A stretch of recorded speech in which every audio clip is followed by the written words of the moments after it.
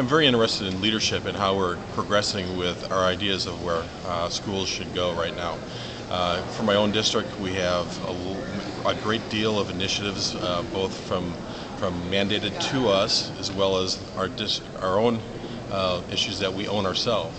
And so there's only so much energy for moving forward, and teachers are so much energy being required of them just to, of course, teach, but also address all these issues that we want them to in buildings.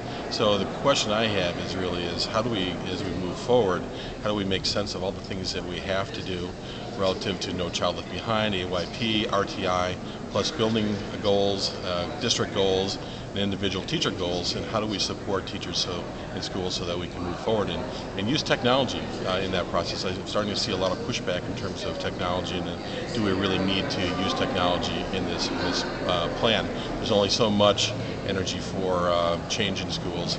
A lot of that change that we need to take place is associated with technology, but other kinds of initiatives are taking that energy away and really reducing the amount that we have for some really creative kinds of changes. What kind of leadership is needed?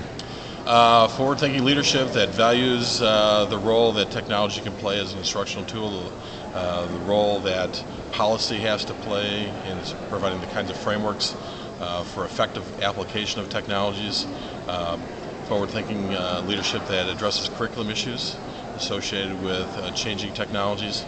So I think there's, it's a very complex issue, and I think our schools right now are being challenged by the kinds of things that technology can bring to the plate, ranging from handheld mobile technologies to really global connectivity within the classrooms, things like that.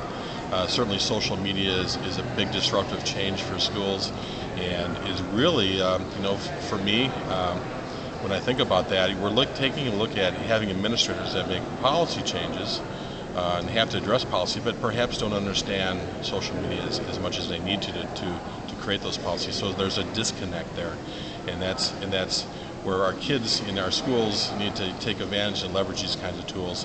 The policies aren't in place to make that a reality, and we're focused on other things right now because of the things that we have to address in education, and we sort of push these things to the side. I don't want to see these learning opportunities for kids and for schools be pushed aside because of these kinds of mandates that we have to have, and we have to do it. We don't have a choice in a lot of cases, but what we need to do is forward-thinking leaders will find a way to blend those two together.